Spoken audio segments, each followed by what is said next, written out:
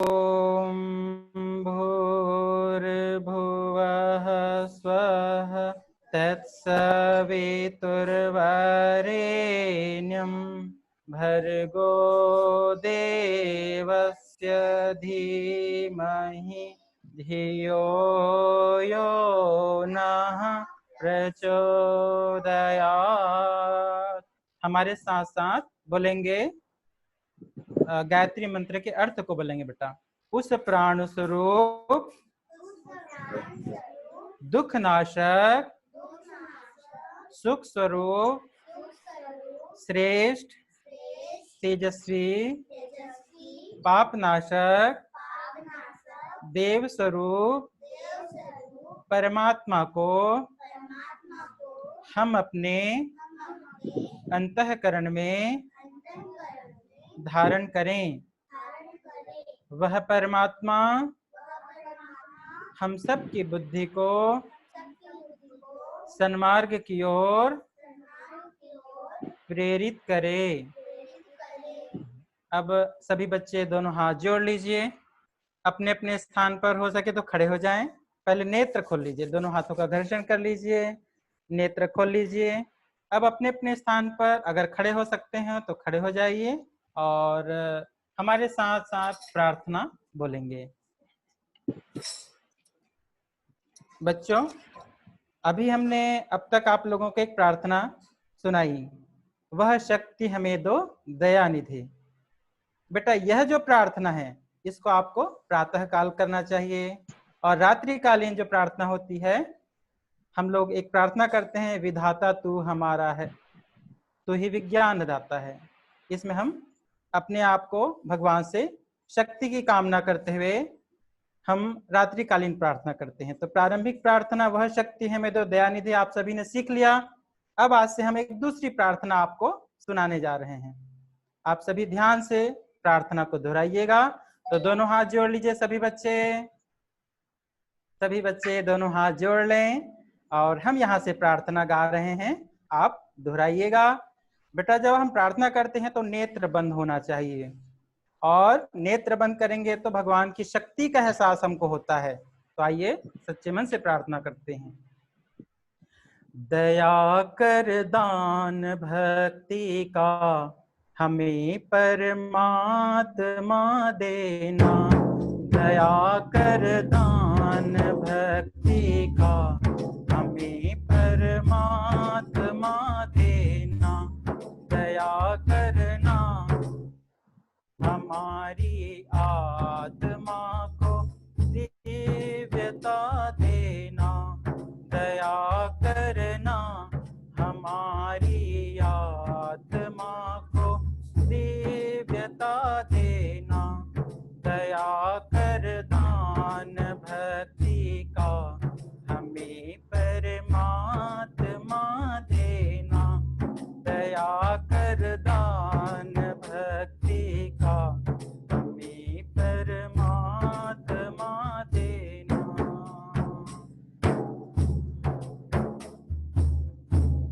हमारे ध्यान में आओ प्रभु, आँखों में बस जाओ, हमारे ध्यान में आओ प्रभु, आँखों में बस जाओ, हमारे दिल में आकर के परम ज्योति जगा देना, हमारे दिल में आकर के परम ज्योति जगा देना, दया कर दान भक्ति का हमें परमात्मा देना, दया कर दान भक्ति का हमें परमात्मा देना।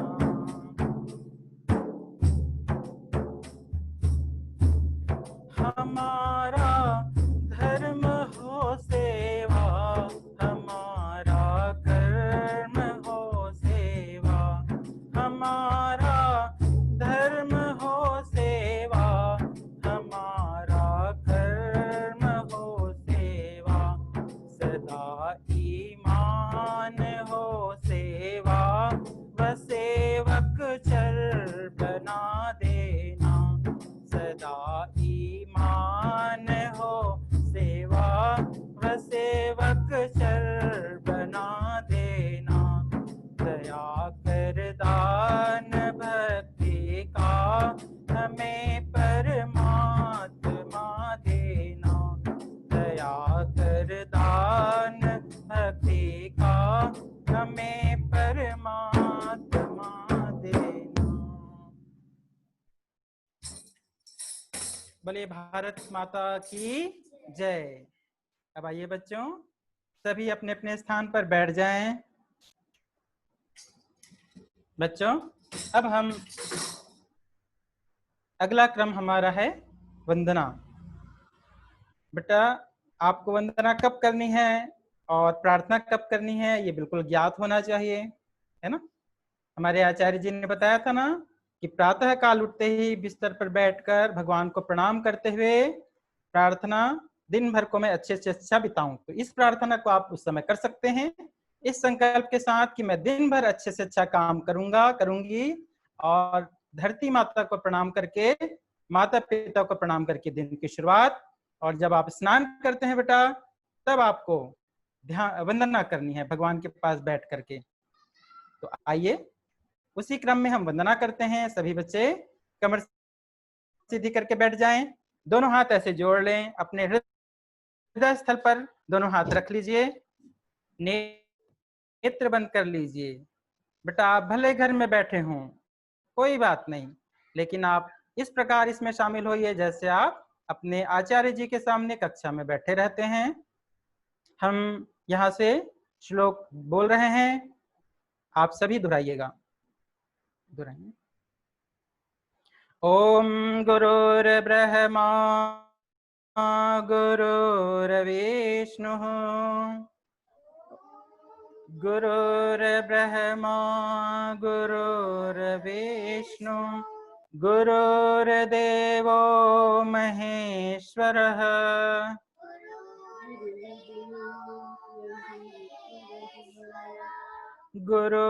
गुरुर्साक्षात् परब्रह्म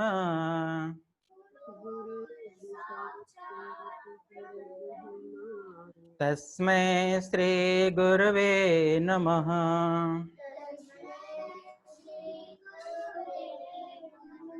या देवी सर्वभूतेषु सर्वभूतेषु विद्यारूपेण संस्थिताः विद्यारूपेण संस्थिता। नमस्तस्यै नमस्तस्यै नमस्तस्यै नमस्तस्यै नमस्तस्यै नमो नमः नमस्तस्यै नमो नमः। ओम वक्रतुंड महाकाय ओम वक्रतुंड महाकाय सूर्यकोटि समप्रभः सूर्यकोटि समप्रभः निर्विघ्नं कुरु मे देव निर्विघ्नं कुरु मे देव सर्वकार्येषु सर्वदा सर्वकार्येषु सर्वदा। ओम त्र्यंबकं यजामहे ओम त्र्यंबकं यजामहे सुगंधिं पुष्टिवर्धनम् सुगंधिं पुष्टिवर्धनम् उर्वारुकमिव बन्धनान् उर्वारुकमिव बन्धनान् मृत्योर्मुक्षीयमामृतात् मृत्योर्मुक्षीयमामृतात्। बच्चों, दोनों हाथों का घर्षण कर लीजिए और हथेली को घर्षण करके गर्म करके नेत्रों के ऊपर रख लीजिए। हम परमात्मा की जो वंदना किए हैं उनकी शक्ति हमारे पूरे मस्तिष्क में फैलकर हमको प्रकाशवान बना रही है, बुद्धिमान बना रही है। अब बच्चों अगला क्रम है हमारा ध्यान का। हमने बताया था बेटा, ध्यान एक प्रक्रिया है जिसके द्वारा हम अपनी बुद्धि को, अपनी स्मरण शक्ति को तीव्र करते हैं। जैसे सूर्य की रोशनी बिखरी हो और एक बिंदु में एकत्र कर दें तो उससे कागज जल जाता है, वैसे ही हम अपनी शक्तियों को एक बिंदु में केंद्रित कर लें तो हमारी शक्ति बढ़ जाती है। और शरीर की शक्ति का केंद्र मस्तिष्क है। वैज्ञानिक, सृजन, कलाकार सब मस्तिष्क की शक्ति से बनते हैं। तो आइए ध्यान करते हैं। पुनः सभी बच्चे कमर सीधी करके बैठ जाएं। अंगुष्ठ और कनिष्ठ जो उंगली है उसको मिला लीजिए। बाएं हाथ नीचे, दाएं हाथ ऊपर, कमर सीधी, दोनों हाथ गोदी में, नेत्र बंद। हम जब तक नहीं बोलेंगे तब तक कोई बच्चे नेत्र नहीं खोलिएगा। आंखें सहजता से बंद रखें, कमर सीधी रखें, लेकिन शरीर में किसी भी प्रकार का जकड़न न रहे। बिल्कुल आराम से ढीला शरीर, कमर सीधी, नेत्र सहजता से बंद रखेंगे। कोई भी बच्चे आंख को एकदम कस के बंद नहीं करना है, आंख को सहजता से बंद रखिए। अब सबसे पहले हम 5 बार ओम का उच्चारण करेंगे। तो आप लंबी गहरी श्वास लीजिएगा और ओम के साथ अपनी श्वास को छोड़िएगा। ओ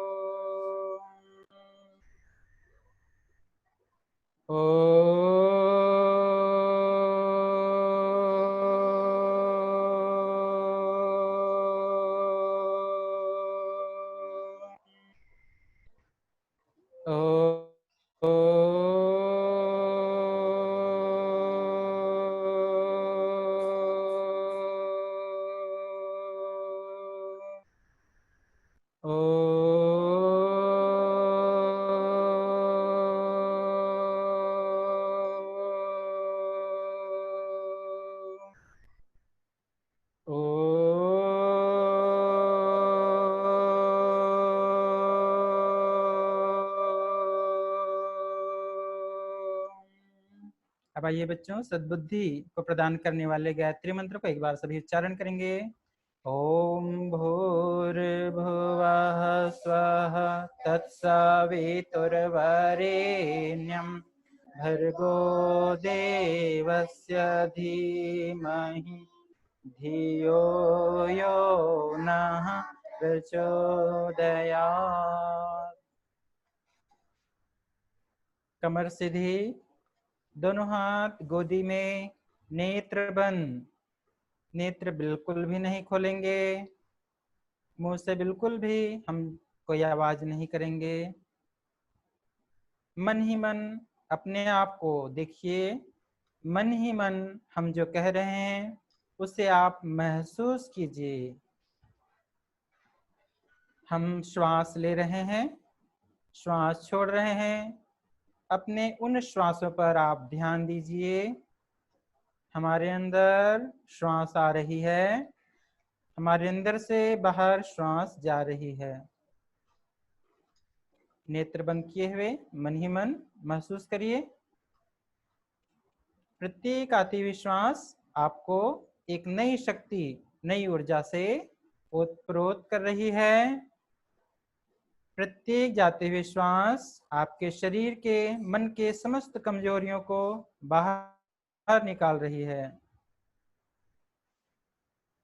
अब दोनों आंखों के मध्य ध्यान दीजिए, नेत्र बंद, लेकिन दोनों आंखों के मध्य जहां पर आप तिलक लगाते हैं, जहां पर आप बिंदी लगाती हैं, वहां पर मन ही मन देखिए। इसको भगवान का तीसरा नेत्र भी कहते हैं। विवेक, प्रज्ञा, ज्ञान या बुद्धि, समझदारी यहाँ पर विकसित होती है। उगते हुए सूर्य का ध्यान करिए। सुबह उठते हैं तो भगवान सूर्य जैसे दिखाई देते हैं, जिस रूप में दिखाई देते हैं, लाल लाल गोल उगते हुए सूर्य, भगवान सूर्य की प्रकाश, उनकी किरणें हमारे आंखों के बीच में पड़कर, हमारे पूरे शरीर में पड़कर हमको स्वस्थ बना रही हैं, निरोग बना रही हैं। हम शरीर से स्वस्थ बन रहे हैं, हम मन से बुद्धिमान बन रहे हैं, ज्ञानवान बन रहे हैं, हमारा हृदय निर्मल हो रहा है, पवित्र हो रहा है, हम स्वस्थ बन रहे हैं, निरोग बन रहे हैं, विनम्र बन रहे हैं। आइए भगवान से प्रार्थना करते हैं। हम बोल रहे हैं, आप लोग दोहराइएगा। हे प्रभु, हमें शरीर से स्वस्थ बनाना, मन से बुद्धिमान बनाना, ज्ञानवान बनाना, हृदय से विनम्र बनाना, हम अच्छे इंसान बने। हे प्रभु, हमें बुराइयों से बचाना।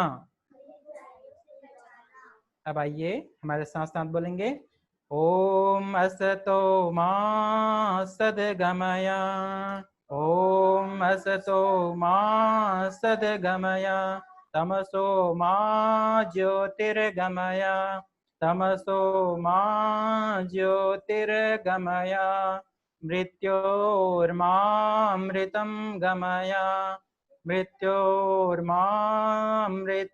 गमय। ओम शांति शांति शांति। अब बच्चों दोनों हाथों का घर्षण कर लीजिए। आंखें खोलने में बिल्कुल भी जल्दबाजी नहीं करेंगे। दोनों हथेली को नेत्र के ऊपर रख लीजिए और हथेली के अंदर नेत्र खोलिए, थोड़ी देर रखिए और पूरे चेहरे पर लगा लीजिए। हथेली सिर पर लगा लीजिए। बच्चों आप सभी ने बहुत सुंदर ध्यान किया, आप लोग बहुत बढ़िया इसका लाभ ले रहे हैं। अब बेटा आप रोज ध्यान करेंगे। यहाँ तो हम आपको निर्देश दे रहे हैं, लेकिन घर में क्या करिएगा? तो घर में आप बढ़िया सा प्रातः काल उठ करके चटाई बिछा करके, या तो भगवान के सामने, अगर आप मौसम ठीक है और छत में जा सकते हैं तो वहां पर भी कर सकते हैं, लेकिन किसी भी प्रकार की वहां पर डिस्टरबेंस न रहे। और आप ऐसा रोज ध्यान करिएगा। बेटा हम फिर से याद दिलाना चाहेंगे, सुबह उठकर भगवान को प्रणाम करते हुए और एक प्रार्थना करके कि हे भगवान, आज मैं दिन भर अच्छे से अच्छा करूं। दिन की शुरुआत धरती माता को प्रणाम, उसके बाद माता पिता को प्रणाम, उसके बाद उषापान, नित्य क्रिया से निवृत्त होना, योग प्राणायाम और स्नान के बाद ध्यान, वंदना और ध्यान का क्रम आप इसके बाद भी कर सकते हैं, या प्रातः काल उठते ही फ्रेश होकर के भी आप ध्यान कर सकते हैं। अब आइए बच्चों, एक काम और कर सकते हैं बेटा, जब आप पढ़ाई करने बैठते हैं तो भी ना आप 5 बार ओम का उच्चारण करिए और उसके बाद थोड़ी देर शांत रहिए, फिर पढ़ने के लिए बैठिए, तो देखिएगा आपका मन पढ़ने में लगेगा।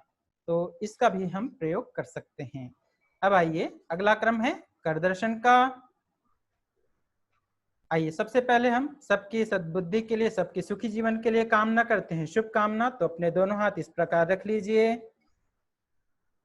आइए सभी की बुद्धि सही रहे, सब सुखी रहे, इस भाव से शुभकामना करते हैं। ओम सर्वे भवन्तु सुखिनः, ओम सर्वे भवन्तु सुखिनः, सर्वे सन्तु निरामया, सर्वे सन्तु निरामया, सर्वे भद्राणि पश्यन्तु, सर्वे भद्राणि पश्यन्तु, मा कश्चित् दुःखभाग् भवेत्, मा कश्चित् दुःखभाग् भवेत्। यह जो शुभकामना है बच्चों, प्रातः काल उठने के बाद भगवान को प्रणाम करके शुभकामना करें। और प्रातः काल उठ करके अगला कर्म रहेगा हमारा कर दर्शन। तो अपने दोनों हाथों को अपने आंखों के सामने रख लीजिए। इस प्रकार अपने हाथों को देखिए। बच्चों, हमको रोज कहना है कि हे प्रभु, आपने ये जो सुंदर हाथ दिए हैं, इन हाथ से हम हमेशा अच्छा काम करेंगे, दूसरों की सेवा करेंगे, मेहनत करेंगे, परिश्रम करेंगे और अपने भाग्य का निर्माण करेंगे, अपने परिवार समाज की सेवा करेंगे। आइए एक श्लोक बोलते हैं। ओम कराग्रे वसते लक्ष्मी, ओम कराग्रे वसते लक्ष्मी, कर मध्ये सरस्वती, कर मध्ये सरस्वती, कर मूले तु गोविंदम, कर मूले तु गोविंदम, प्रभाते कर दर्शनम, प्रभाते कर दर्शनम। बच्चों, बिस्तर से उतरने के पहले या उतरने के बाद अगर नहीं बने तो धरती माता को एक बार प्रणाम करना है, और प्रणाम करके हम फिर से श्लोक बोलते हैं कि हे माँ, हे धरती माता, आप हमें अच्छा इंसान बनाना, हम आपकी रक्षा कर सके, ऐसे हमें वीर बनाना, साहसी बनाना। आइए श्लोक बोलते हैं। ओम समुद्रवसने देवी, ओम समुद्रवसने देवी, पर्वतस्तन मंडिते, पर्वतस्तन मंडिते। बोले धरती माता को प्रणाम करके आप बढ़िया दिन की शुरुआत कर सकते हैं। अब बच्चों, इसके बाद हमारा अगला क्रम है सद्विचार और कहानी का। तो बच्चों, आप अभी हमारे मुकेश आचार्य जी आप सभी को बहुत ही बढ़िया सद्वाक्य और सद्वाक्य के पश्चात आपको एक सुंदर सी कहानी सुनाएंगे। तो आप सभी बहुत ध्यान से सुनिएगा। हमारे मुकेश आचार्य जी आप सभी को अगली कक्षा लेने जा रहे हैं।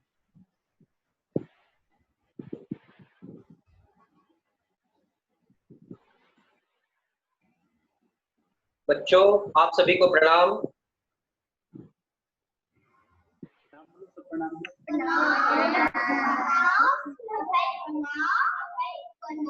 बच्चों को प्रणाम और सभी आचार्य जी को भी प्रणाम। चलो बच्चों, अब हम कक्षा की ओर बढ़ते हैं। एक बहुत ही सुंदर सद्वाक्य है, आप सभी ने सुना भी होगा, है ना? तो पर भी हम फिर से उसको रिपीट करेंगे, सुना होगा तो पर भी, ठीक है? चलिए, आप सबने सुना होगा, बड़ा हुआ सो क्या हुआ, जैसे पेड़ खजूर। सुना है? सुनो ना तो उसमें क्या है बेटा? हुआ देख रहे हैं आप लोग? चलिए, अब इसको मैं गाता हूँ, फिर उसको समझाऊंगा, ठीक है? चलिए, बड़ा हुआ सो क्या हुआ, जैसे पेड़ खजूर, पंछी को छाया नहीं, लागे अति दूर कबीरा, लागे अति दूर। इस सद्वाक्य का मतलब है, सबसे पहले बता दें कि इसको कबीरदास जी ने लिखा है। कबीरदास जी हमारे भारत के बहुत महान संत थे, है ना? तो उन्होंने क्या लिखा, बड़ा हुआ सो क्या हुआ, जैसे पेड़ खजूर। मतलब बड़ा हुआ सो क्या हुआ, जैसे पेड़ खजूर। मतलब पेड़, खजूर का पेड़ देखे हैं आप लोग? इतना लंबा रहता है, ऊंचा रहता है।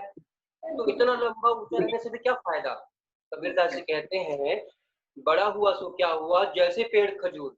इतने बड़े हुए तो क्या फायदा, जैसे कि पेड़ खजूर बड़ा होता है। तो आगे क्या कहते हैं? आगे कहते हैं, पंथी को छाया नहीं, फल लागे अति दूर। पंथी मतलब कौन? राहगीर। राह में जो चल रहा है उसको भी छाया नहीं मिलता है, छाव नहीं मिलता।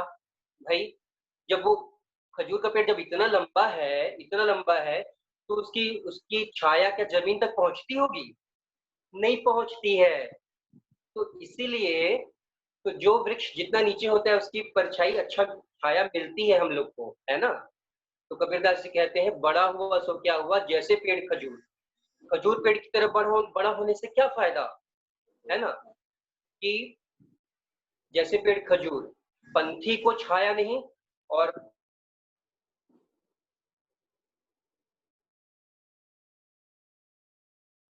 तो कबीरदास जी कहते इतना बड़ा होने से क्या फायदा कि आप तो एक तो बहुत लंबे हो, बहुत बड़े हो, ऊपर से आपकी परछाई भी नहीं मिलती और आपसे कोई फल भी नहीं खा सकता, क्योंकि इतना ऊंचा तो कौन चढ़े फल लेने के लिए, है ना। तो यही है, कबीरदास जी कहते हैं कि चलिए एक बार हम लोग दोहराते हैं ना एक साथ। बड़ा हुआ सो क्या हुआ, जैसे पेड़ खजूर, बड़ा हुआ सो क्या हुआ, जैसे पेड़ खजूर, पंथी को छाया नहीं, अल्लाह के अति दूर कबीरा, अल्लाह के अति दूर। तो बेटा अब इसको हम लोग समझने का प्रयास करते हैं कबीरदास जी कह क्या रहे हैं, है ना। हम लोग यदि हम बहुत बड़े आदमी हैं, बहुत बहुत रईस हैं, हमारे पास सब कुछ है ना, और हम बहुत बड़े आदमी हैं, है ना, उसके बावजूद हम लोग यदि गरीबों की सेवा नहीं करते, हमारे पास में सामने में झुग्गी झोपड़ी में छोटे छोटे घरों में, मिट्टी के घरों में लोग बाग रहते हैं, और हम उनके लिए कभी मिठाई नहीं पहुंचाते, कभी हम उनको खाना नहीं देते, कभी हम उनके बच्चों के लिए फीस नहीं भरते, है ना। कभी जैसे कभी आपका जन्मदिन आया और कभी आप अपने जन्मदिन में आपने तो बढ़िया मिठाई खा ली, लेकिन वो जो गरीब बच्चे हैं उनको कुछ नहीं खिलाया बेटा। लेकिन क्या होना चाहिए, यदि भगवान ने आपको इतना अच्छा बनाया है, इतना सामर्थ्यवान बनाया है ना, आपके मम्मी पापा अच्छे हैं ना, आपके मम्मी पापा पैसे भी है ना, उनके पास पैसे भी देते हैं ना आपको, फिर आपको क्या करना चाहिए, आपको आप इतने बड़े हैं तो इतने बड़े होने का फायदा होना चाहिए, क्या फायदा होना चाहिए कि आप उस समाज में भी बांटो, है ना, उस समाज में भी आप बांट करके आओ। आप देखो कि कौन बच्चा पढ़ नहीं पा रहा है, उसको अपनी किताब दे दो, कौन बच्चा के पास पेन नहीं है, गरीब बच्चे के पास पेन नहीं है, उसको अपनी पेन दे दो, है ना, कॉपी दे दो। अपने बर्थडे आया, अपने जन्मदिन पे आप क्या करें, उनको मिठाई खिला दीजिए, उनके घर मिठाई बांट दीजिए, उनको भी अच्छा लगेगा, उनको लगेगा अरे वाह ये हमारे भैया हमारा कितना ख्याल रखते हैं, है ना। तो ऐसा होना चाहिए, ठीक है। तो अच्छा दूसरी बात बताते हैं, आप अपनी कक्षा में रहते हैं, आपकी आपकी कक्षा में आपका दोस्त आपसे पेन मांगा, मुझे पेन देना थोड़ा सा, तो तुमने क्या कहा, मैं क्यों दूंगा, मेरे पास मैं नहीं दूंगा। और जबकि आपके पास 4-4 पेन है बॉक्स में, 4-4 पेंसिल है बॉक्स में, फिर भी आप नहीं दे रहे हो, मैं क्यों दूं, तो ये गलत बात है। तो इसी बात को कबीरदास जी कहते हैं कि बड़ा हुआ सो क्या हुआ, जैसे पेड़ खजूर, आपके पास इतना कुछ है, इतना सारा पेन है पेंसिल है, तो क्या फायदा यदि आप किसी को दे नहीं सकते हो, यदि आप अपने 2 पेन 2 पेंसिल 1 पेंसिल लिखने के लिए किसी को दे नहीं सकते, तो इतने पेंसिल होने का क्या फायदा।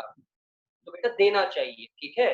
कभी भी ऐसा मौका मिले तो आपको सेवा करने का, आपके देखो बाहर में कोई गरीब बच्चा है क्या, जिसके पास कॉपी नहीं है, पेन नहीं है, पेंसिल नहीं है ना, तो उनको बांट करके आओ, मम्मी पापा को बोलो हम बांटेंगे मम्मी पापा, तो आपके मम्मी पापा भी आपकी मदद करेंगे। ऐसा करना चाहिए, आप ऐसा करेंगे तो बहुत महान बनेंगे, है ना। और आप देखे हैं ना आजकल आजकल बड़े बड़े बिल्डिंगों में, बड़े बड़े घर में, बड़े बड़े अमीर व्यक्ति रहते हैं, है ना। इतने बड़े होने, कबीरदास जी कहते हैं उनके इतने बड़े होने का क्या फायदा, जबकि उनके सामने में झुग्गी झोपड़ी वालों को कुछ नहीं देते, कुछ सेवा नहीं करते, उनकी कुछ मदद नहीं करते, तो इतने अमीर होने का क्या फायदा। तो उसी बात को कबीरदास जी कहते हैं कि हम लोग को क्या करना चाहिए, दूसरों की मदद करनी चाहिए, तब तो हमारे बड़े होने का, अमीर होने का, है ना, फायदा है, या हमारे पास साधन होने का फायदा है। आइए अब हम आपको एक बढ़िया सा प्रसंग सुनाते हैं, ठीक है। एक बढ़िया सा प्रसंग सुनाते हैं आपको, मजा आएगा आपको, है ना। आप में से बहुत सारे बच्चों ने मदर टेरेसा का नाम सुना है क्या बेटा, बताओ तो, किसने किसने सुना है, हाथ खड़े करो। मदर टेरेसा का नाम, हाँ, वो रोम से आई थी, हमारे देश में बस गई थी, वो मैं बता रहा हूँ, ठीक है, सुनो ध्यान से। वो कोलकाता में हमारे देश में आकर के बस गई थी, है ना, और वो संत थी एक प्रकार की, वो सेवा करती थी लोगों की, है ना। वो बेटा कलकत्ता में कलकत्ता में ना गरीब बच्चों को अपने साथ रख करके पढ़ाती थी, उनकी सेवा करती थी, उनका ख्याल रखती थी, गरीब बच्चों को, अनाथ बच्चों को, है ना, जिनके मम्मी पापा नहीं होते थे। तो एक बार की घटना हुई, परम पूज्य गुरुदेव पंडित श्री राम शर्माचार्य जी ने इस घटना को लिखा है बेटा। तो अब सुनो हमारे गुरुदेव क्या लिखते हैं। गुरुदेव कहते हैं कि एक बार क्या हुआ कि मदर टेरेसा को क्या हुआ कि उनके जो आश्रम खोला था ना, अनाथ आश्रम, उसमें ना पैसों की कमी पड़ गई बेटा। तो इतनी कमी पड़ गई कि बच्चों के लिए खाने पीने, भोजन के लिए, पानी के लिए भी पैसे कम पड़ गए। अब क्या करें, अब तो बड़ी मुसीबत हो गई, अब क्या करें। तो उन्होंने सोचा लगता है अब हमें आश्रम बेचना पड़ेगा, ठीक है। फिर जो उनको अचानक एक बात याद आई। क्या बात याद आई? उनको ये बात याद आई कि हमारे कोलकाता में एक नगर सेठ है, और वो सेठ बहुत बड़े व्यापारी हैं, उनके पास बहुत सारा धन है। मैं उनके पास जाती हूँ, मांगूंगी उनसे, ठीक है। फिर वो गई। जब वो गई तो उन्होंने खटखटाया दरवाजा, फिर खटखट खटखट, फिर कोई नहीं खोला, फिर खटखट खटखट, कोई नहीं खोला, फिर खटखट खटखट। 15 मिनट खटखटाती रही, फिर उनका एक नौकर आया और खोला। और नौकर खोलने के बाद नौकर ने कहा क्या बात है बहन जी बताइए। तो उन्होंने कहा कि सेठ जी है क्या घर में? बोले हाँ सेठ जी हैं, आइए बैठिए, क्या बात है बताइए। तो बोले सेठ जी को बुलाइए ना आप। तो ठीक है आप बैठिए, मैं बुलाता हूँ। अब सेठ जी काम पे व्यस्त थे, अपने व्यापारी थे, बहुत बड़े, बहुत अमीर आदमी थे, बहुत सारा काम था उनको, व्यस्त थे। तो सेठ जी ने भी 15-20 मिनट लगा दिया आने में, आराम से तोंद फुलाए हुए टहलते टहलते आ रहे थे, एकदम पेट निकला हुआ था उनका, मोटू थे एकदम, ठीक है। फिर क्या हुआ, फिर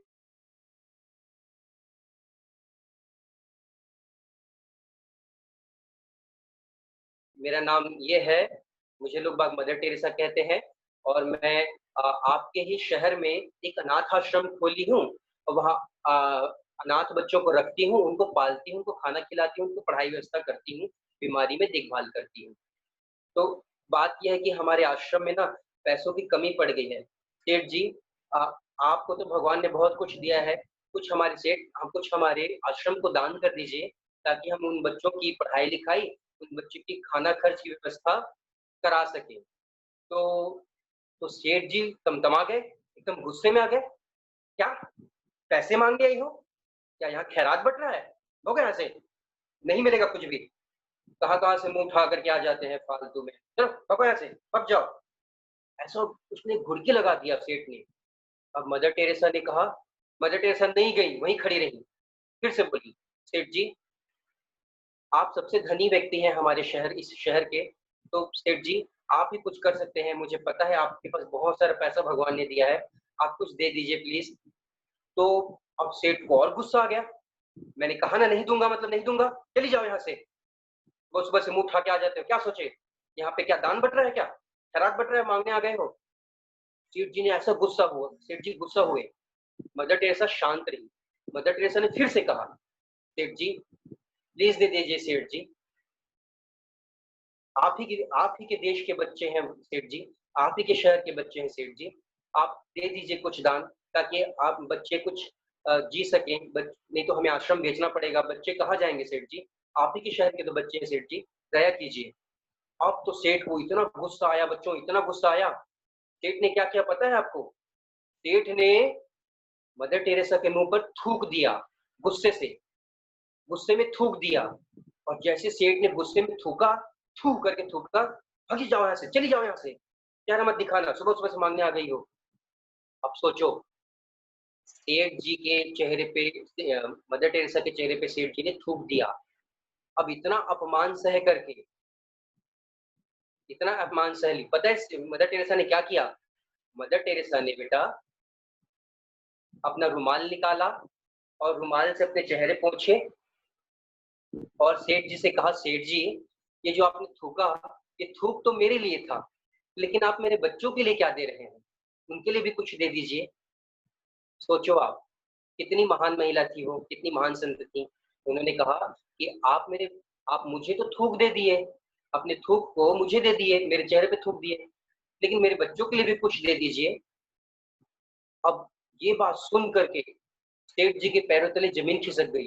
ये कितनी महान महिला है, बाप रे बाप, इसको, इसके चेहरे पे मैंने थूक दिया, उसके बावजूद ये मेरे ही देश के बच्चों के लिए मेरे से सहायता मांग रही है और मैं नहीं कर पा रहा हूँ। भाई एक बात बताओ, आप और मेरे चेहरे पे कोई थूक दे तो हम क्या करें बताओ? हम तो झगड़ा करने लगे उससे, है ना? हम थोड़ी ना माफ करने वाले हैं। लेकिन मदर टेरेसा कितनी महान थी, वो झगड़ा नहीं की, वो पूछी, थूक को पूछी और क्या बोलती हैं, ये थूक तो आपने मेरे लिए दिया, लेकिन अब मेरे बच्चों के लिए भी कुछ दे दीजिए। सोचो। फिर सेठ जी को बहुत शर्म आया, यार मैं इतनी महान महिला जो मेरे देश के बच्चों के लिए मुझसे सहायता मांग रही है, जो बच्चे मेरे ही देश के हैं, मेरे ही शहर के हैं, मैं सहायता नहीं कर पा रहा हूँ, नहीं कर रहा हूँ, और ये विदेश की होके ये सहायता मांग रही है, मैं ज़रूर सहायता करूँगा। और उन्होंने वो बहन जी से कहा, बहन जी मुझे माफ़ करिए, मुझसे गलती हो गई, मैं आप पर थूक डाला। वो तुरंत अंदर गए और अंदर से फिर ब्लैंक चेक लेके आए और चेक लेकर के आए, बोले बहन जी बताइए आप कितना भर दूँ? तो उन्होंने बताया इतना दे दीजिए, तो फिर उतना ही उन्होंने अमाउंट लिखा और फिर उन्होंने सेठ जी ने दान दे दिया मदर टेरेसा। तो बेटा इतने महान महान व्यक्ति होते हैं। अब देखिए, हमने आपको शुरू में सुनाया था, बड़ा हुआ सो क्या हुआ, जैसे पेड़ खजूर, है ना? पंथी को छाया नहीं, फल ला गया खजूर। तो इस दोहे दोहे का शब्द संबंध इस कहानी से है। कैसे है? वो सेठ जी कैसे सेठ जी थे? वो गरीबों की सेवा नहीं कर सकते थे।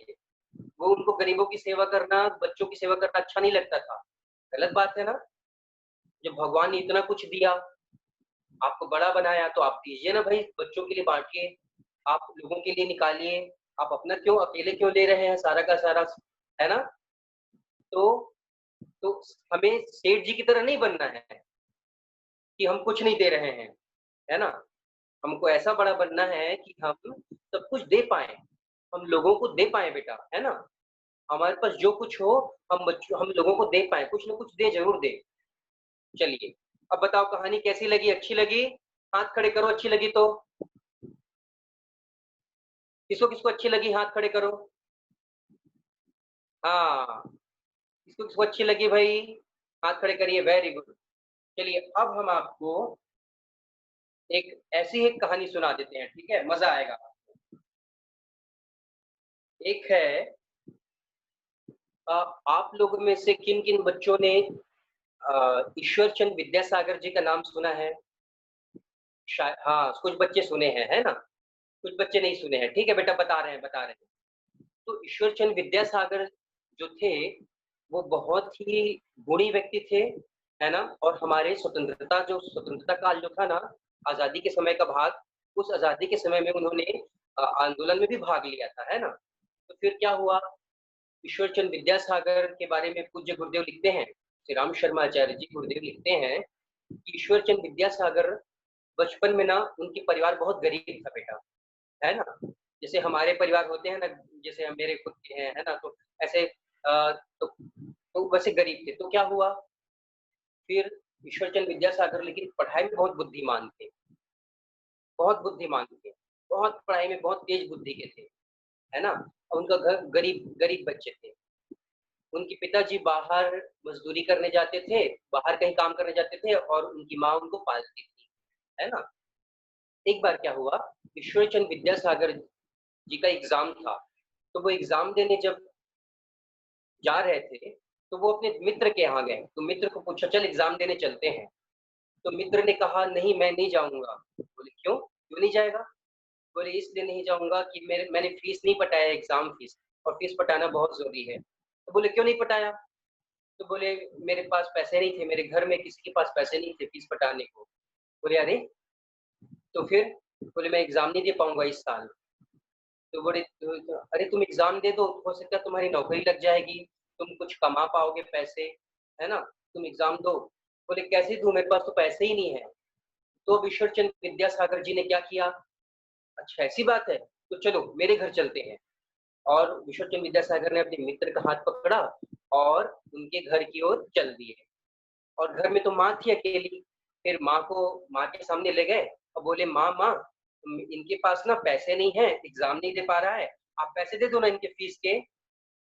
अब वो तो ईश्वरचंद विद्यासागर के माँ के पास भी तो पैसे नहीं थे, वो लोग भी तो गरीब थे। लेकिन ईश्वरचंद विद्यासागर जी अपनी माँ के पास ले गए। तो माँ ने कहा बेटा पैसे तो हमारे पास भी नहीं है, मैं कहाँ से दूं? अच्छा कितने पैसे चाहिए? तो इतने पैसे चाहिए। अरे पैसे तो हमारे पास भी नहीं है, अब क्या करें? तो माँ ने कहा अच्छा बेटा ठीक है रुको, मैं आती हूँ अभी अंदर से। माँ कमरे के अंदर गई और अपना जो मंगलसूत्र होता है ना, उसको माँ ने निकाला और फिर ईश्वरचंद विद्यासागर को दिया और बोले बेटा इसको गिरवी रख दो, इससे जो भी पैसा मिले तुम्हारे मित्र की फीस भर दो और फीस भर के फिर परीक्षा दे दो। सोचो कितनी महान थी उनकी माँ, अपने मंगलसूत्र को गिरवी रख दी अपने बेटे के मित्र के लिए, है ना? कितनी महान थी ना? फिर क्या हुआ? फिर ईश्वरचंद विद्यासागर ने वो मंगलसूत्र लिया और गिरवी रखा, उसके पैसे जो मिले उससे दोस्त की फीस भरी और बच्चा एग्जाम, फिर मित्र एग्जाम दिया और जब एग्जाम दिया, एग्जाम में कुछ दिन बाद पास भी हो गया, उसकी नौकरी भी लग गई और जब नौकरी लगी, पहली सैलरी मिली, पहली तनख्वाह मिली, तो उस बच्चे ने सबसे पहले क्या किया? ईश्वरचंद विद्यासागर जी की माँ का जो मंगलसूत्र था गिरवी को छुड़वाया और फिर माँ के पास गया और फिर बोला माता जी ये लीजिए आपका मंगलसूत्र, ठीक है, आपने मुझे बड़ी मदद की थी। तो पता है उनकी माँ ने क्या कहा? उनके माँ ने कहा बेटा मंगलसूत्र तो मंगल प्रयोजन के लिए हो था। मंगल प्रयोजन मतलब मंगल प्रयोजन मतलब अच्छा उद्देश्य, है ना? तो उनकी माँ ने कहा बेटा मंगलसूत्र तो मंगल प्रयोजन के लिए था, तो उसमें लग गया, अब तू इसको मुझे वापस मत कर। अब तू एक काम करना, तेरे को देने का मन है ना तो तू मुझे मत दे, किसी जरूरतमंद को दे देना। जब कोई जरूरतमंद तुझे दिखे ना तो उसको दे देना पैसे। फिर सोचो वो बच्चा माँ के चरणों में पड़ गया, ईश्वरचंद विद्यासागर के चरणों में, और बोला ठीक है माँ, मैं बिल्कुल ऐसा ही करूंगा, मैं मैं बिल्कुल ऐसा ही करूंगा, ठीक है। और फिर वो ईश्वरचंद विद्यासागर के मित्र ने भी बहुत सारी सेवाएं की उनकी माँ से प्रेरणा लेके, और माँ से ही सीख करके ईश्वरचंद विद्यासागर भी बहुत महान बने। अब बताते हैं छोटी सी बात ईश्वरचंद विद्यासागर जी की। ईश्वरचंद विद्यासागर जी भी कॉलेज में क्या हो गए? प्रोफेसर बन गए, ठीक है, प्रोफेसर बन गए कॉलेज में, ईश्वरचंद विद्यासागर जी प्रोफेसर बन गए। अब उनको बढ़िया सैलरी मिली, पता है उसके बावजूद वो अपनी सैलरी का 4 हिस्सा करते थे बेटा, सैलरी का 4 हिस्सा। जैसे कि मान लो कि 20 रुपए मिल रहे हैं, 20 रुपए तो अभी नहीं मिलते लेकिन उस समय हो सकता है मिल रहे होंगे, तो 20 रुपए मिल रहे हैं तो 5 5 5 5, उस 4 हिस्से में वो, ठीक है, एक हिस्से में मतलब एक हिस्से में अपने परिवार का पूरा ध्यान रखते थे, ठीक है, और बाकी 3 हिस्सा मतलब 5 रुपए में अपने परिवार का ध्यान रखते थे, परिवार को खाना खिलाते थे, शिक्षा देते थे, और बाकी 15 रुपए में और 3 हिस्से में क्या करते थे वो? 3 हिस्से में गरीब बच्चों को पढ़ाते थे। सोचो इतने महान थे ईश्वरचंद विद्यासागर भी, अपनी सैलरी का 4 हिस्सा करना, 4 हिस्से में 1 हिस्से में अपना परिवार चलाना और 3 हिस्से में गरीब बच्चों की मदद करना। तो ऐसे महान थे ईश्वरचंद विद्यासागर, और हम भी ये चाहते हैं कि आप भी इतने महान बनो, ठीक है? आप भी ऐसे महान बनो जब आप बहुत बड़े आदमी बन जाएंगे ना, ठीक है, या कितने भी बड़े आदमी बन जाएं, छोटे जैसे मेरी तरह छोटे भी रहें, तो पर भी आप क्या करें? आप ना हमेशा दूसरों की मदद करना, अपनी सैलरी का अपनी सैलरी का भले ही आप 3 हिस्सा ना लगा पाओ, लेकिन कम से कम 1 हिस्सा समाज के लिए ज़रूर लगाना। जैसे 20 रुपए मिल रहे हैं आपको, तो 15 रुपए आप अपने लिए लीजिए भले ही, लेकिन 5 रुपए समाज के लिए ज़रूर लगाइए। और बन सकते हैं तो हम तो कहेंगे ईश्वरचंद विद्यासागर बन जाइए, है ना? हाँ, कुछ लोग के मन में प्रश्न आ रहा होगा, आचार्य जी आप भी करते हैं क्या ऐसा? हाँ, हम करते हैं, ठीक है? तो आप भी करना लेकिन, ठीक है? चलिए, अब ये कहानी यहाँ पे समाप्त होती है। अब हम आपको एक बढ़िया सा, अच्छा बताइए कहानी कैसी लगी? हाथ उठा के बताइए अच्छी लगी? किसको किसको अच्छी लगी हाथ उठाइए। हाँ, बहुत सारे बच्चों को अच्छी लगी। अब ध्यान रखिएगा बेटा, आपको मदद करनी है अपने मित्रों की, आस-पास में जो भी ज़रूरतमंद दिखे उसकी मदद करनी है, ठीक है? चलिए, अब एक बहुत अच्छा गीत हम गाएँगे। अब हम एक गीत गा लें क्या? किसको गीत गाने का मन है सुनो? बताओ, गीत गाओगे? हाथ खड़े करो, दोनों हाथ खड़े करो। चलिए हाथ को ऐसा-ऐसा करिए। हाँ, नाच रहे हो, है ना? नाचने के पहले गीत गा लेते हैं, चलिए। हाँ, सब डांस कर रहे हैं, मैं समझ गया। अभी हमारे पास एक बहुत अच्छा गीत है, आप दोहराना, ठीक है?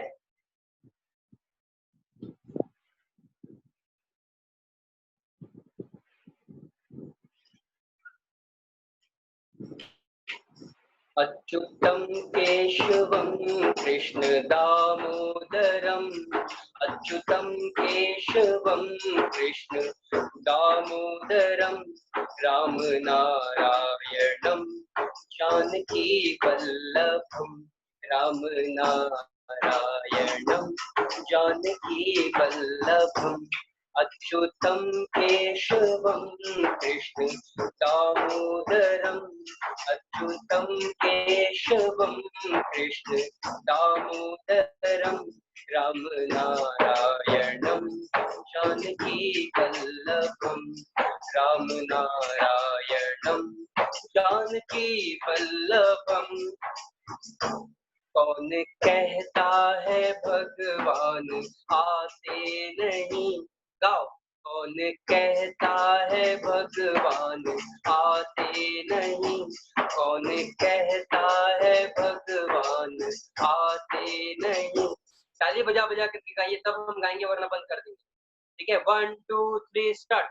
कौन कहता है भगवान आते नहीं, कौन कहता है भगवान आते नहीं, तुम मीरा की जैसे बुलाते नहीं, तुम मीरा की जैसे बुलाते नहीं। अच्युतं केशवं कृष्ण दामोदरम्, अच्युतं केशवं कृष्ण दामोदरम्, राम नारायणं जानकी वल्लभम्, राम नारायणं जानकी वल्लभम्। कौन कहता है भगवान खाते नहीं, कौन कहता है भगवान खाते नहीं, कौन कहता है भगवान खाते नहीं। वेद शबरी के जैसे खिलाते नहीं, वेद शबरी के जैसे खिलाते नहीं। अच्युतं केशवं कृष्ण दामोदरम्, अच्युतं केशवं कृष्ण दामोदरम्, राम नारायणं जानकी वल्लभं, राम नारायणं जानकी वल्लभम। कौन कहता है भगवान नाचते नहीं, कौन कहता है भगवान नाचते नहीं, कौन कहता है भगवान नाचते नहीं, गाओ। कौन कहता है भगवान नाचते नहीं, तुम गोपियों की जैसे नचाते नहीं, तुम गोपियों की जैसे नचाते नहीं। अच्युतं केशवं कृष्ण दामोदरम्, अच्युतं केशवं कृष्ण दामोदरम्, राम नारायणं जानकी वल्लभं, राम नारायणं जानकी वल्लभं, राम नारायणं जानकी वल्लभम। बोलिए परम पूज्य गुरुदेव की जय। हाँ, अच्छा लगा बेटा भजन? चलिए, अच्छा लगा, हाथ खड़े करिए जिनको अच्छा लगा। Very good. चलिए, ओके बेटा, अब समय समाप्त हो गया है। अब हम बाल संस्कार शाला को आगे भैया की तरफ बढ़ाते हैं, ठीक है? चलिए, सबको प्रणाम, सबको प्रणाम बेटा।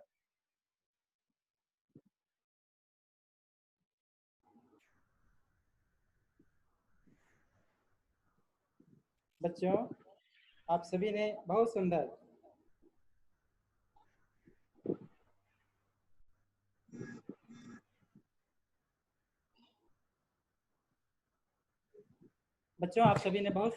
हमारे आचार्य जी से कहानी सुनी। आप सभी ने बहुत सुंदर कहानी सुनी और बहुत ही सुंदर सद्वाक्य सुना और बहुत ही सुंदर आप सभी ने अभी गीत गाया।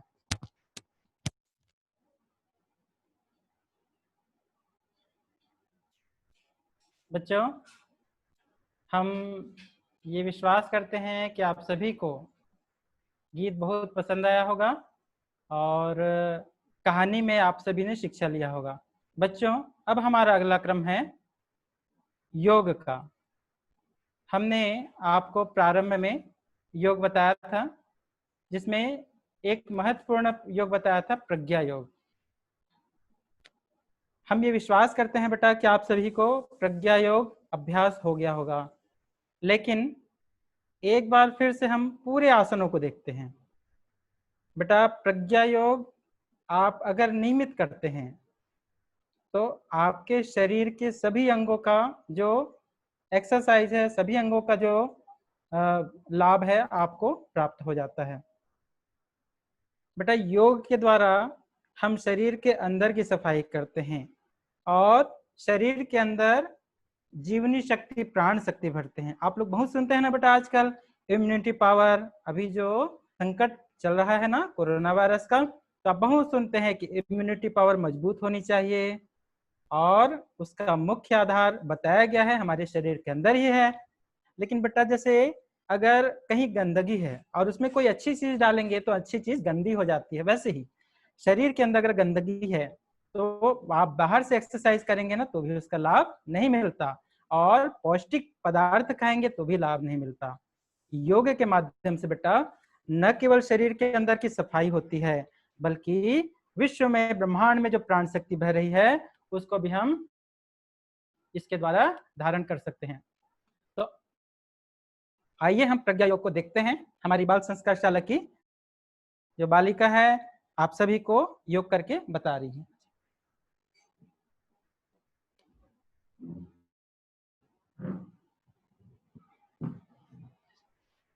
बच्चों, आप सभी को देख रहे हैं कुमारी निशी आप सभी को प्रज्ञा योग करके बता रही है। सबसे पहला आसन हमने बताया था बेटा, आप सभी को याद रखिएगा। पहला आसन है ताड़ आसन। ताड़ के पेड़ की तरह दोनों हाथों पर पंजे के बल खड़े होंगे, पंजे के बल इस प्रकार खड़े हो जाएंगे और हथेली बिल्कुल सीधी। अगला है हमारा पादहस्तासन। इसमें श्वास छोड़ते हुए धीरे धीरे अपने हाथों से पैर को छूने का प्रयास और घुटना सीधा। इसको कहते हैं पादहस्तासन। इसमें हमारी पाचन क्रिया मजबूत होती है, हमारी जठराग्नि प्रदीप्त होती है, पेट की सफाई होती है। अगला है वज्रासन। घुटना जमीन में और एड़ी को फैला करके हम पैर के ऊपर बैठ जाते हैं। कैसे बैठना है देख लीजिए एक बार। देखिए, एड़ी फैला रहेगा और इस प्रकार फैला रहेगा, उस बैठ जाएंगे दोनों हाथ घुटने पर। इस आसन को बेटा आपको करना है, इस आसन को हमें, ये आसन जिसको वज्रासन कहते हैं, भोजन के बाद 5 मिनट आप जरूर इस आसन पर बैठा करें। तो क्या होगा, आपका पेट, मतलब आपकी जो पाचन क्रिया है मजबूत रहेगी और आपका पेट सही रहेगा। और जिसका पेट सही रहता है तो उसका मन प्रसन्न रहता है, बीमारी होने की संभावना बहुत कम रहती है। इसके बाद अगला आसन है हमारा उष्ट्रासन। दोनों हाथों को सहारे अपने पैर को पीछे पकड़ेंगे और श्वास लेते हुए हम इस प्रकार, जैसे धनुष होता है वैसे ही धनुष की तरह पूरे शरीर को हम पीछे ले जाते हैं। इसका नाम है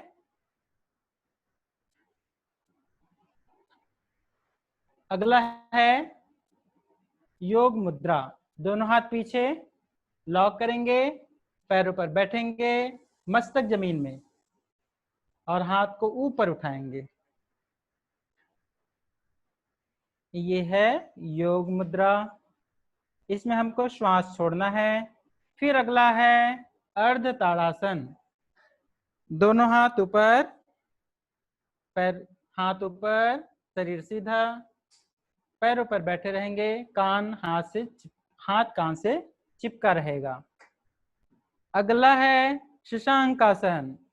दोनों हाथ और मस्तक जमीन में, यहाँ पर भी पैरों पर बैठे रहेंगे। इसका नाम है शशांक आसन, अर्थात खरगोश की तरह। फिर अगला आसन है बच्चों भुजंगासन। अब यहाँ ध्यान दीजिएगा, हाथ और पैर वहीं रहेगा, पूरे शरीर को सामने ले जाएंगे। हाँ, बहुत बढ़िया। ये इस प्रकार दृष्टि ऊपर, इसको कहते हैं भुजंगासन, सर्प की तरह। इसके बाद अगला है बायां तिर्यक भुजंगासन। बाईं तरफ अपने पैर की एड़ी को देखेंगे। अगला है दायां, दाईं ओर अपने पैर की एड़ी को देखेंगे। फिर अगला क्रम, फिर वापस आएंगे बच्चों। अगला है वापस शशांक आसन, बहुत बढ़िया। फिर अर्ध ताड़ासन, हाथ सीधे, दृष्टि ऊपर, बहुत बढ़िया। इसके पश्चात अगला है उत्कटासन। दोनों हाथ जोड़ करके पंजे के बल बैठ जाएंगे। उकड़ू बैठते हैं ना आप लोग इस आसन में, बेटा सुबह सुबह उषा पान करते हैं तो ऐसे ही बैठ के उषा पान करना है हमको। यह है उत्कटासन। अगर आप गिरने का डर है ना तो सामने एक बिंदु को देखना, दृष्टि एक बिंदु में रखिएगा। अगला है हमारा पादहस्तासन। दोनों हाथ जमीन में, घुटना सीधा, बहुत बढ़िया। बहुत सारे बच्चे कर रहे हैं, बहुत अच्छा कर रहे हैं भैया, हम देख रहे हैं आप लोग को। बहुत सारे बच्चे बहुत अच्छे तरीके से कर रहे हैं। अगला है ताड़ासन, पंजे के बल खड़े हो जाएंगे। अब मुट्ठी बांधकर ये सोचिए कि हम कोई शक्ति खींच रहे हैं। मुट्ठी बांधकर ओम बोलते हुए वापस ओम। बहुत बढ़िया, बहुत शानदार। एक क्रम और करते हैं। आप बहुत सारे बच्चे अपने घर में बहुत सुंदर कर रहे हैं। चलिए, नंबर 1 ताड़ासन। दोनों हाथ ऊपर, पंजे के बल खड़े हो जाएंगे, दृष्टि ऊपर। अगला पादहस्तासन। श्वास छोड़ते हुए अपने पैर के पंजे को छूने का प्रयास करना है, लेकिन ध्यान देना है भाई, घुटना मोड़ना नहीं है। जितना आप मुड़ सकते हैं, झुक सकते हैं, उतना झुकेंगे। अगला वज्रासन। घुटना जमीन में, पंजा पीछे, एड़ी को फैला करके एड़ी के ऊपर बैठ जाएंगे। हाथ घुटने में रखना है, कमर सीधी रखनी है, सामान्य श्वास प्रश्वास में इसको करना है। अगला उष्ट्रासन। दोनों हाथों से अपने पैर को, उष्ट्रासन, दोनों हाथों से अपने पैर की एड़ी को पकड़ेंगे, श्वास लेते हुए इस क्रिया को करेंगे। अगला शशांकासन। अगला योग मुद्रा। दोनों हाथ पीछे लॉक करेंगे, मस्तक जमीन में, हाथ को ऊपर की ओर खींचेंगे, हाथ को लॉक करके रखेंगे और ऊपर की ओर खींचेंगे, लेकिन पैर पर बैठे रहेंगे। अगला अर्ध ताड़ासन। हथेली ऊपर। नेक्स्ट शशांकासन। हाथ और मस्तक जमीन में, बहुत बढ़िया। अगला भुजंगासन। दोनों हाथ और पैर के सहारे पूरे शरीर को सामने लाएंगे। इसमें हमको श्वास लेना है, कमर जमीन में रहेगा। बायां तिर्यक भुजंगासन। बाईं ओर अपनी एड़ी को देखेंगे, दायां दाईं ओर अपनी एड़ी को देखेंगे। इसके पश्चात श्वास छोड़ते हुए वापस आ जाएंगे। बेटा जब हमारा पेट दबेगा, सीना दबेगा तो श्वास छोड़ते हैं, और जब पेट और सीना विपरीत दिशा में जाता है, सीना और पैर विपरीत दिशा में जाता है तो श्वास लेते हैं। अगला है अर्ध ताड़ासन। श्वास लेते हुए हथेली ऊपर, दृष्टि ऊपर की ओर। अगला क्रम है उत्कटासन। दोनों हाथ जोड़ करके पंजे के बल बैठ जाएंगे, जैसे हम उकड़ू बैठना कहते हैं। और उसके बाद पादहस्तासन। दोनों हाथ और मस्तक जमीन में, हाथ और मस्तक जमीन में, घुटना सीधा। इसके पश्चात ताड़ासन। दोनों हाथ ऊपर, पंजे के बल खड़े हो जाएंगे और बल की भावना के साथ मुट्ठी बांधकर ओम बोलते हुए वापस ओम। बहुत बढ़िया, बहुत बढ़िया, ठीक, बहुत अच्छा। आप सभी बच्चों के लिए जोरदार ताली। बहुत सारे बच्चे अपने घर में बहुत सुंदर इस योग को सीखे और हमें बड़ी खुशी है बेटा कि आप अपने घर में इसको कर रहे हैं और इसको सीख रहे हैं। हमें बड़ी खुशी हो रही है और इसी प्रकार आप सीखते जाइए और घर में अभ्यासों को करते जाइए। अब इसी में एक और आसन बता रहे हैं बेटा आपको, गणेश योग, गणेश क्रिया। इसके लिए क्या करना है, देखिए आप अपनी बुद्धि को बढ़ाना चाहते हैं ना, तो एक क्रिया है गणेश क्रिया। इसके लिए क्या करेंगे, आप देख लीजिए या बालिकाओं को देखिए, सबसे पहले अपने कान को पकड़ेंगे, लेकिन कान को सीधे नहीं पकड़ना है। कैसे पकड़ेंगे, विपरीत दिशा में, बाएं हाथ से दाएं कान को, दाएं हाथ से बाएं कान को पकड़ेंगे। आप सब पकड़ लिए, बहुत बढ़िया भाई, आप लोग तो बहुत बढ़िया कर रहे हैं। अब आपको क्या करना है बेटा, आपको बैठना है। बैठते हैं ना, उकड़ू बैठते हैं, तो श्वास छोड़ते हुए बैठेंगे। थोड़ा सा बैठिए, थोड़ी देर रहेंगे, फिर ऊपर उठेंगे। बहुत बढ़िया, फिर एक बार बैठिए। बहुत बढ़िया, बहुत सुंदर, आप लोग बहुत बढ़िया अपने अपने घर में कर रहे हैं। फिर एक बार उठिए, ठीक, बहुत बढ़िया। फिर एक बार बैठिए, एक बार उठ जाइए। बहुत बढ़िया, बहुत सुंदर, ठीक, बैठ जाइए, आराम से बैठ जाइए, सामान्य अवस्था में बैठ जाइए। अब बेटा सभी आप सामान्य अवस्था में बैठ जाइए। अगले सप्ताह बच्चों हम आप लोग को अपनी एकाग्रता को बढ़ाने के लिए अगले आसन बताएंगे और सूर्य नमस्कार के भी स्टेप बताएंगे, ठीक है ना। एक वृक्षासन और एक नटराजासन होता है, जिसको हम अगले सप्ताह आप सभी को बताएंगे। अभी हम एक प्राणायाम करते हैं बच्चों, जो हमने आपको सिखाया था, भ्रामरी प्राणायाम। तो कमर सीधी करके बैठ जाइए सभी, कमर सीधी, सामान्य अवस्था में बैठ जाइए। और भ्रामरी प्राणायाम सभी बच्चों को मालूम है। अपने अंगूठे से अपने कान को बंद करेंगे, उंगलियों को आंखों के ऊपर रखेंगे और अपनी अपनी गिनती गिनिएगा 5 बार ओम का उच्चारण करते हुए श्वास छोड़ना है। ओम कैसे बोलेंगे, मुंह बंद करके, इस प्रकार की अब आवाज करते हुए श्वास छोड़ते हुए भ्रामरी प्राणायाम करेंगे। तो सभी बच्चे शुरू करिए, हम यहाँ से सभी बच्चों को देख रहे हैं भाई, बहुत बढ़िया। अपनी अपनी गिनती गिनेंगे सभी और कम से कम 5 बार सभी को भ्रामरी प्राणायाम करना है। शुरू कर दीजिए, 5 बार। बहुत बढ़िया, कमर सीधी रखिए, आंखों के ऊपर उंगलियां, कान के ऊपर अंगूठा, भौंरे का गुंजन करते हुए श्वास छोड़ेंगे। बहुत बढ़िया,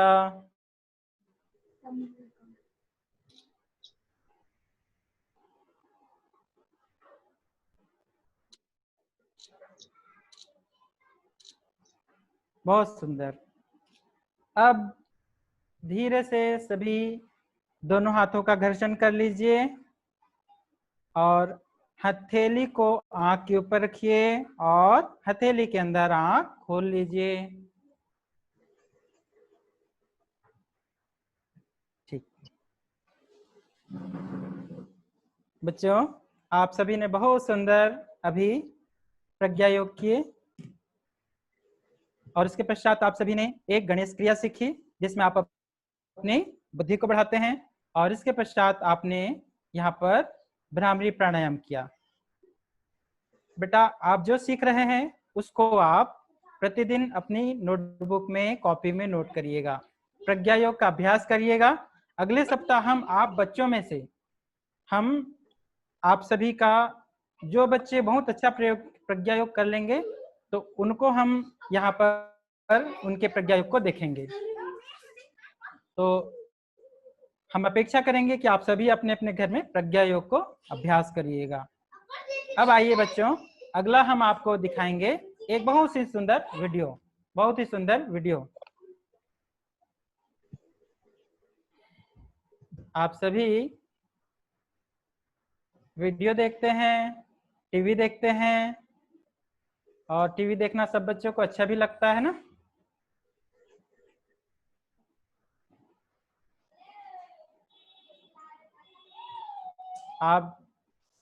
हम आपको एक बहुत बढ़िया वीडियो दिखाने जा रहे हैं।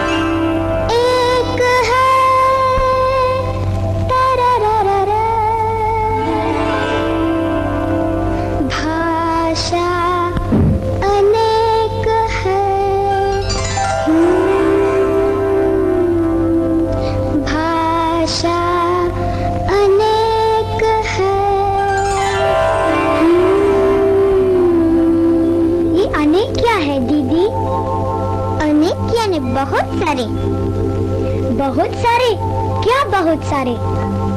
अच्छा बताती हूँ। सूरज एक, चंदा एक, तारे अनेक। तारों को अनेक भी कहते हैं? नहीं नहीं, देखो फिर से। सूरज एक, चंदा एक,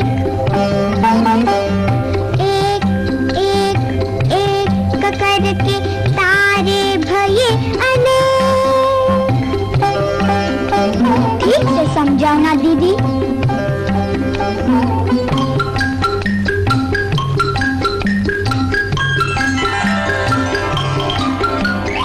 देखो देखो एक गिलहरी,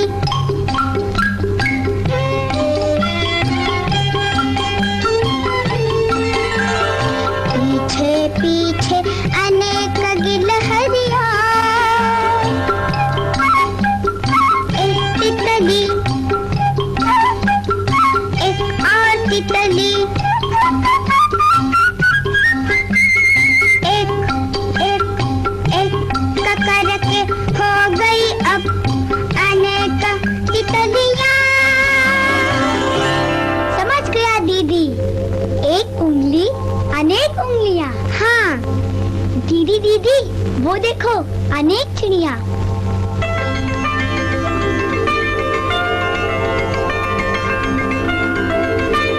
अनेक चिड़ियों की कहानी सुनोगे? हाँ हाँ।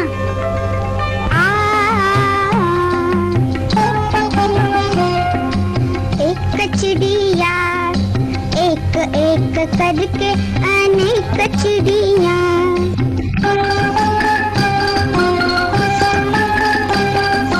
दाना चुगने आई चिड़िया। मैं भी सुनाऊं ना? तो सुनो फिर से। एक चिड़िया, अनेक चिड़िया, दाना चुगने बैठ गई थी। हाय राम, पर वहाँ व्याध ने एक जाल बिछाया था। व्याध? व्याध कौन दीदी? व्याध चिड़िया पकड़ने वाला। फिर क्या हुआ दीदी? व्याध ने उन्हें पकड़ लिया, मार डाला।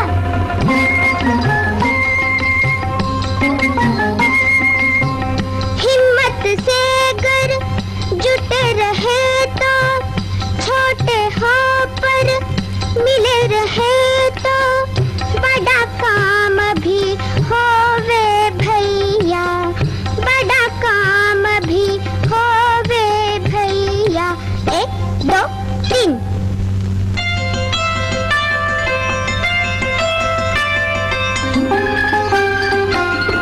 चतुर चिड़िया, सयानी चिड़िया, मिलजुल कर जाल लेकर भागी चिड़िया।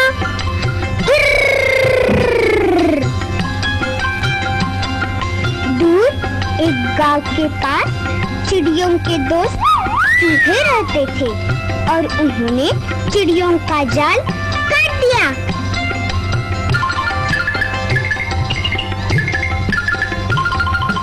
तो देखा फिर तुमने, अनेक फिर एक हो जाते हैं तो कैसा मजा आता है।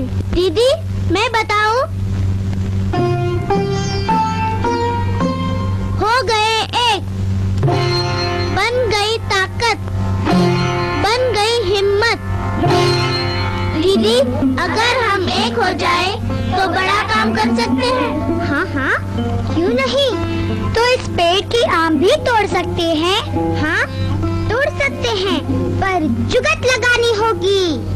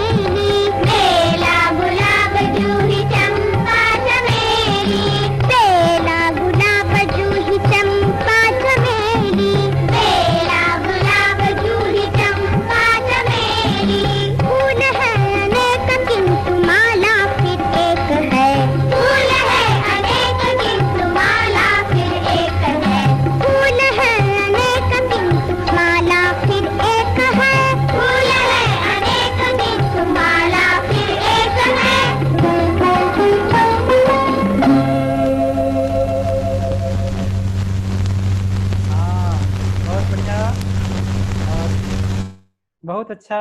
अब सब अभी सबने ये सुंदर गीत सुना, एक चिड़िया और अनेक चिड़िया। बच्चों इस गीत से आपने क्या सीखा? बहुत सारी बातें सीखी होंगी। बच्चों ये जो गीत है हमको बताता है कि हम एक साथ मिलकर चलें तो हम बड़े से बड़ा काम कर सकते हैं। आपने देखा ना, पहले देखा कि एक शिकारी जो है जाल बिछा देता है और चिड़िया फंस जाती हैं और बहुत घबराती हैं, लेकिन चिड़िया की जो मुखिया है वो कहती है कि देखो हिम्मत नहीं हारना है, हमको मिलकर प्रयास करें तो हम इससे बच सकते हैं। और सभी चिड़िया मिलकर के प्रयास करते हैं तो एक साथ उड़ते हैं तो इनके साथ जाल भी उड़ जाता है। शिकारी भागता है, भागते भागते बेचारा गिर जाता है और सभी चिड़िया अपने दोस्त चूहे के पास जाते हैं और चूहे उनके जाल को काट देते हैं। उसके बाद बच्चे क्या प्रेरणा लेते हैं बेटा? बच्चों को लगता है कि हम फल खाएंगे, लेकिन एक बच्चा फल तोड़ नहीं सकता है।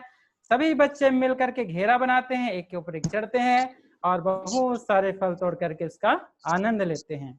बेटा आप भी अपने घर में मिलजुल कर रहेंगे ना तो आप बड़े से बड़ा काम कर सकते हैं, और लड़ाई झगड़े करते रहेंगे तो कुछ भी नहीं कर सकते, कुछ भी नहीं कर पाएंगे।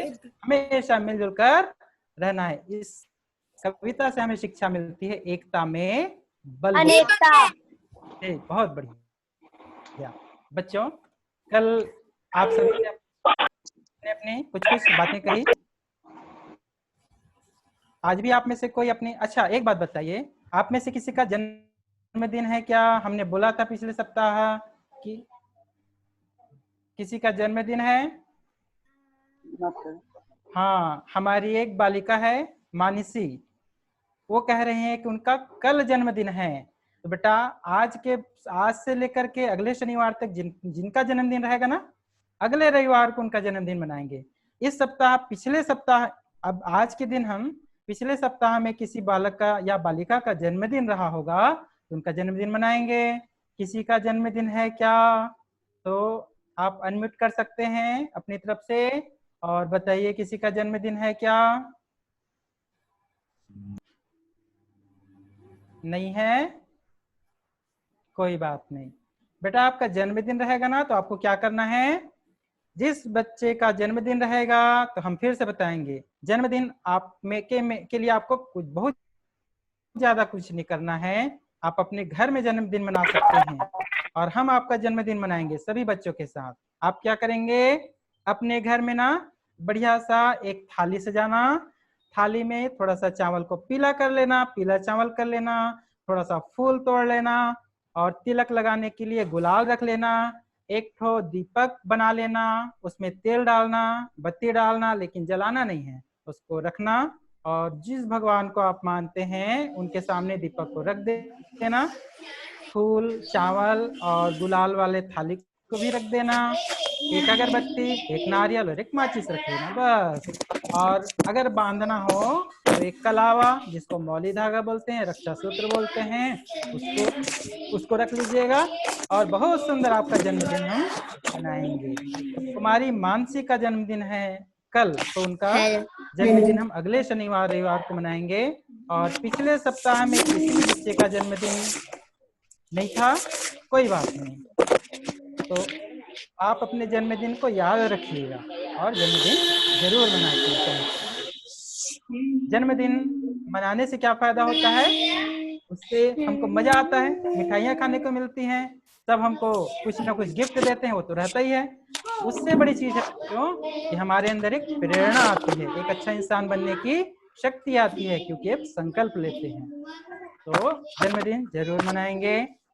और बच्चों, हमने आपको कहा था बेटा कि आप पर्यावरण के ऊपर कोई निबंध लिख के लाएंगे या कोई गीत कविता तो या कुछ आप चित्र कर बना कर लाएंगे, तो कोई लाए हैं क्या? लाए हो तो थोड़ा सा हाथ उठाइए।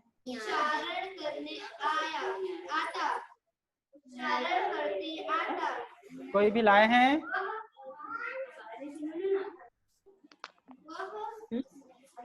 कोई कुछ सुनाना चाहेंगे बेटा अपनी तरफ से?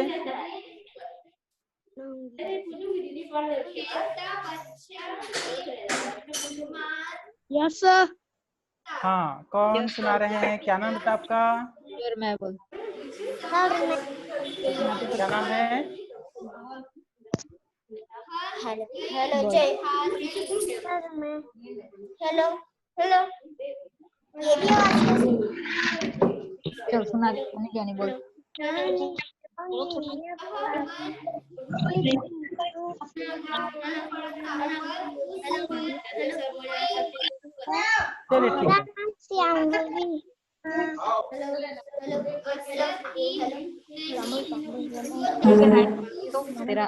चलिए ठीक है बेटा, अगले सप्ताह आप तैयारी करके आइएगा।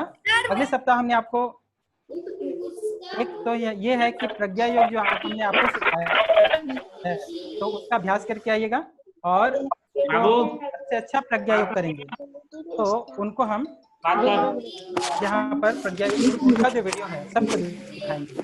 दूसरा ये है कि आप अपना वीडियो बना करके जो बाल संस्कारशाला का जो ग्रुप बना हुआ है उसमें भी भेज सकते हैं, तो उसको भी हम सीधे दिखा सकते हैं, है ना। जैसे आप प्रज्ञा योग कर लेते हैं तो घर में बना करके आपका जो बाल संस्कारशाला सर मैं सुनाऊंगा सर, भेज सकते हैं। और सर ये सुनाएगा बेटा ये सुनाएगा। कौन सुनाएगा? ये सर नमन अग्रवाल थे इधर वाले नमन अग्रवाल विनय चाचा थे। हेलो हेलो जय, हेलो और मैं सुनाऊं? सर मैं सुनाऊं? हाँ क्या नाम है बेटा? सुनाइए, चलिए सुनाइए सुनाइए सुनाइए। सर मैं बोल नहीं आ रहा है। हाँ सुनाइए, चलिए। I wonder what you are. Up double so high dial के नामन in dial का। बहुत बढ़िया, बहुत बढ़िया, बहुत बढ़िया। तेजस कौशिक 5C। Johnny, yes पापा। No पापा। No पापा। हा हा हा। बहुत बढ़िया, बहुत बढ़िया। जी मैं सुनाऊं? मैं भी सुनाऊं? जी मैं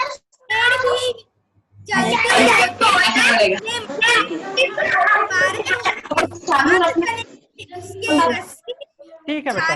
जहाँ अगली कहीं ले जाते, जहाँ कहीं भी धूप सताती, उसके नीचे झट सुस्ताते, जहाँ कहीं वर्षा हो जाती, उसके नीचे हम छिप जाते, भूख सताती अगर अचानक तोड़ मधुर फल उसके खाते, आती कीचड़ बाढ़ कहीं तो झट उसके ऊपर चढ़ जाते।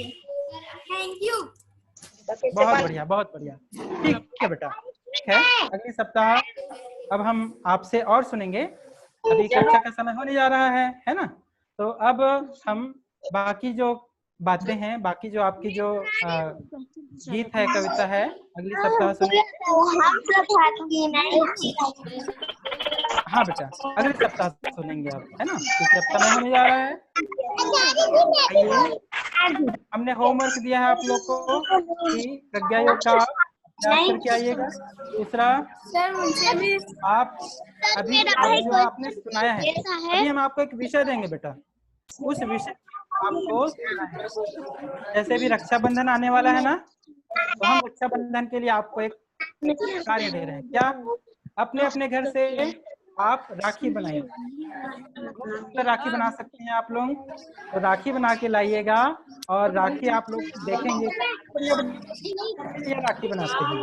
रक्षाबंधन के ऊपर आप कोई गीत या कोई ऐसी चीजें जो कह सकें रक्षाबंधन क्यों मनाते हैं, आप तैयारी करके आइएगा और आपसे सुनेंगे। ठीक है? तो बहुत बढ़िया, आप लिया। एक बार फिर से हम बच्चों आपको याद दिला देते हैं, सुबह से लेकर आपने क्या क्या सीखा है ना? तो आपने सुबह ध्यान किया, प्रार्थना की, इसमें तो चल रहा है। वंदना किए, आपने सद्वाक्य और कहानी के माध्यम से बहुत बढ़िया शिक्षा ग्रहण की, आपने प्रज्ञा योग सीखा, आपने गणेश क्रिया सीखी और अंत में आपने अनेकता में बल, एकता में बल, अनेकता में एकता के ऊपर बहुत ही सुंदर कविता या गीत सुना।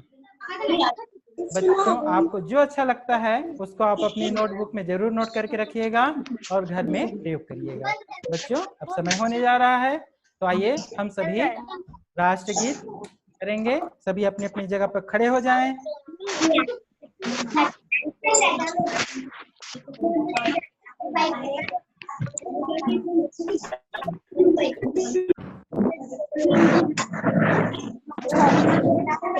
बोले भारत माता की जय।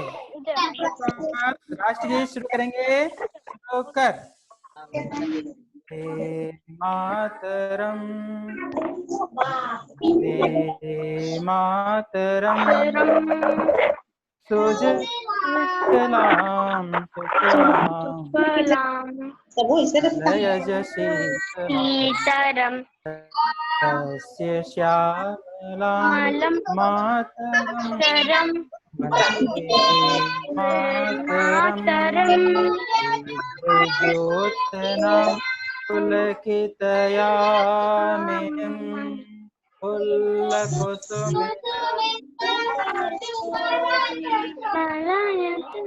भाषिणीं मधुरभाषिणीं सुखदावरदां मातरं मातरं मातरं। बोले भारत माता की। आचार्य जी वंदे जय वंदे जय जय। तो खूब खूब अभिवादन हम और लोग का राष्ट्रीय आप गीत सभी जन बड़ों गण मन पालकों को तो हम हमारा लोग वंदे सादर प्रणाम।